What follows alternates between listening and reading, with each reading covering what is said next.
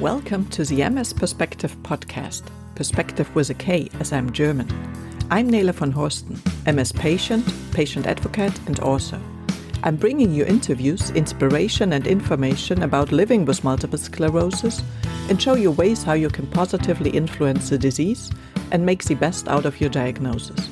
On ms-perspektive.com you will find the show notes, 11 free tips as a PDF and lots of other information.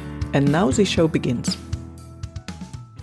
Thanks for tuning in again and welcome to episode number 145, From Mental Health to Lifestyle Change, What Recent MS Research Means for Everyday Life, an ECTRIMS 2025 special.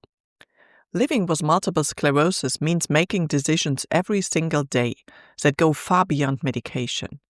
You think about fatigue, mood, sleep, stress, work, relationships, movement, and often you are left wondering what actually helps and what is really backed by science. At ECTRIMS 2025, 6 international experts presented research that speaks directly to these questions. They looked at mental health, well-being, lifestyle, empowerment and rehabilitation in MS, not as side topics, but as central parts of living well with the disease. In this episode, I'll guide you through all 6 presentations in the order they were given. I'll explain what was studied, what the research shows so far, what you can realistically take from it for your own life, and where science is still searching for answers. Let's start with the first topic, types of mental health and psychological well-being rehabilitation interventions and their effects. This was presented by Christoph Heesen from Germany.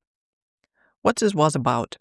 Professor Christoph Heesen opened the session by focusing on mental health and psychological well-being in MS.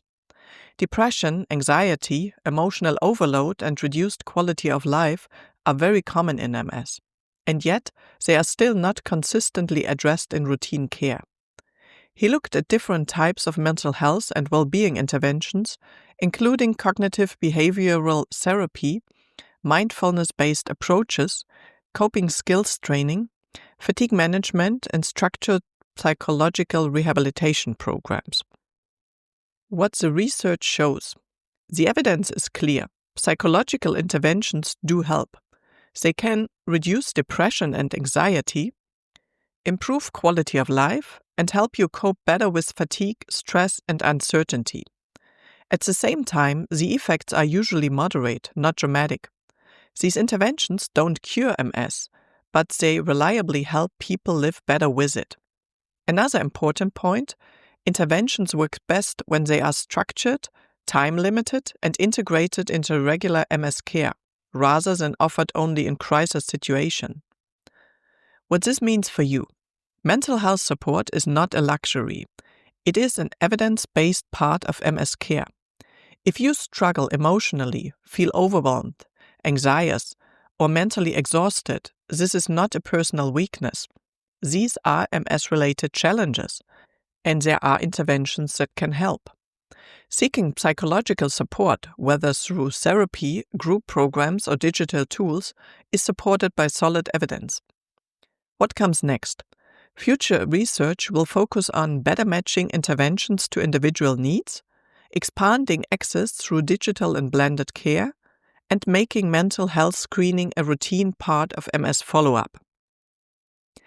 Okay, let's move on to the second topic, designing well-being rehabilitation trials with future implementation in mind.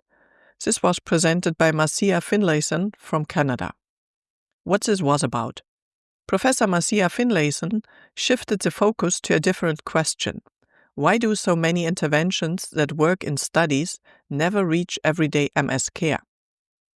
Her talk was about implementation, how well-being and rehabilitation research should be designed so that results can actually be used in real life.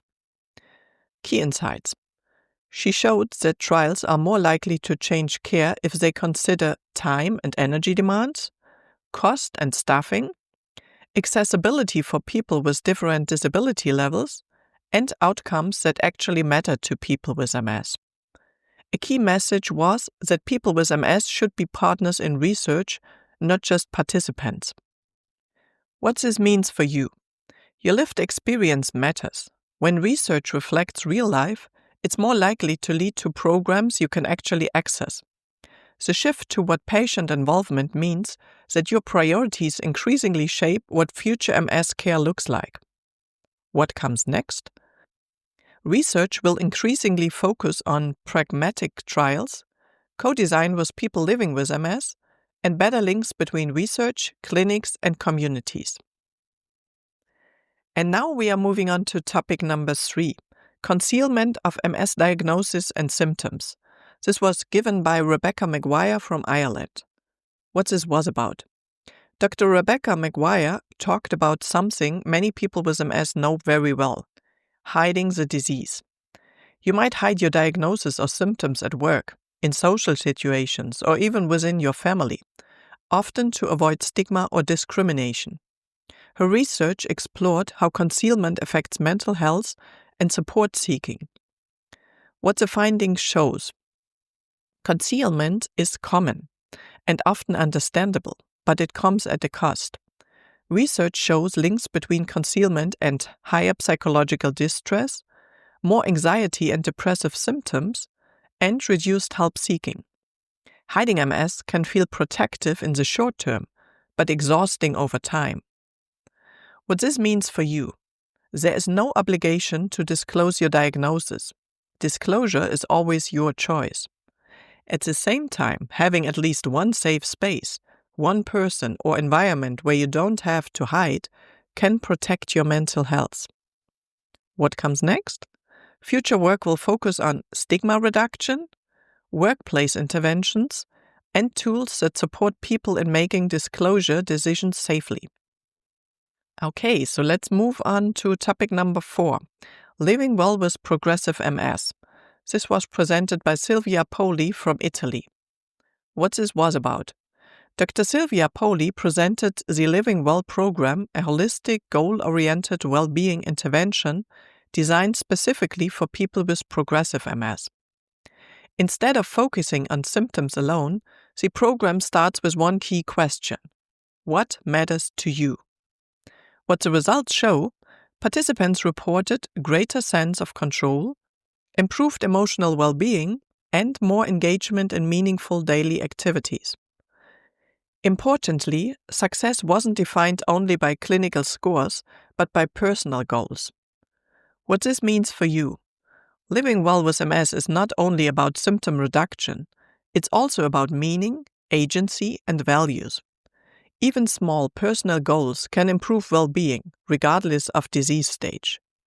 What comes next?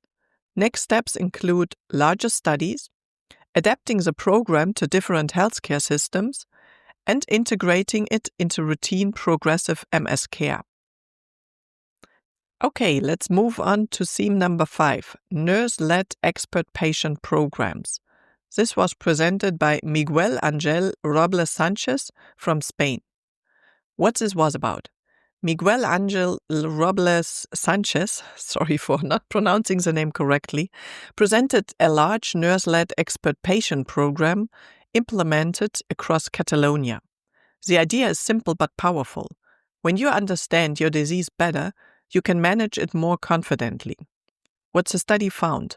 Participants showed increased MS-related knowledge, higher confidence in self-management skills, better engagement with healthcare, and fewer unnecessary healthcare visits. These effects lasted beyond the program itself. What this means for you? Education is not just information, it's empowerment. Peer-based learning and nurse-led programs can help you feel more confident, prepared, and in control of everyday decisions. What comes next? Future plans include wider implementation, digital and hybrid formats, and long-term evaluation of health and economic outcomes.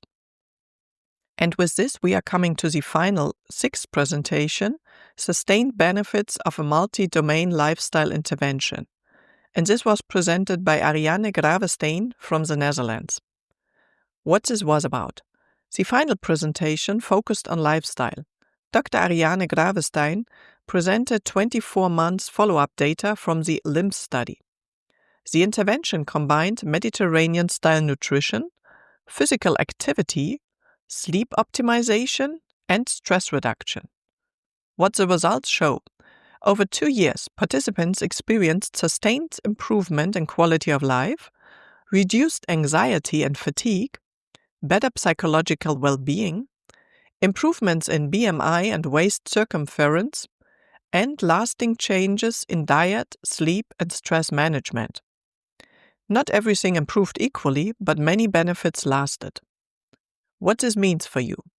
Lifestyle changes don't cure MS, but they can meaningfully improve how you feel and function. Small, realistic changes, supported over time, matter far more than perfection. What comes next? Future research will focus on personalizing interventions, understanding long-term disease effects, and integrating lifestyle support into routine MS care. And with this, we are at the end of this summary. Taken together, these 6 presentations send a clear message. Well-being in MS is multidimensional and modifiable. Mental health, lifestyle, education, empowerment, and social context all matter. And while not everything is fully understood yet, there is enough evidence to take thoughtful, realistic steps today. MS care is no longer only about controlling disease activity. It's about supporting you in living well, day by day. I hope you enjoyed the podcast, learned something new, and maybe even got inspired to look into the different topics. Maybe not all at once, it might be a little bit too much, but maybe you start with one after the other and try to improve your well-being. And of course, always try to find other people who might help you in gaining your goals. May it be your neurologist, your therapist, or other people living with MS, or your dear friends and family members. By the way, next time there will be a translated episode. The topic is Smoldering Inflammation in MS, Understanding the Hidden Disease Process. The original interview was done in German with Dr. Clarissa Hanja-Störner from Kiel in Germany, and this will be a translated version, a very interesting topic, and it's really worth tuning in again. So please stay as positive and healthy as possible, and see you next time. Bye! Thank you for listening today. I hope you found it helpful. You may also be interested in the previously published episodes and posts, which you can find at ms-perspektive.com/podcast. Perspective with a K. You can also get a free PDF with 11 tips for your positive impact on MS at ms-perspektive.com/newsletter. If you'd like to get in touch, you can reach me at nele@ms-perspektive.com or on social media. See you next time.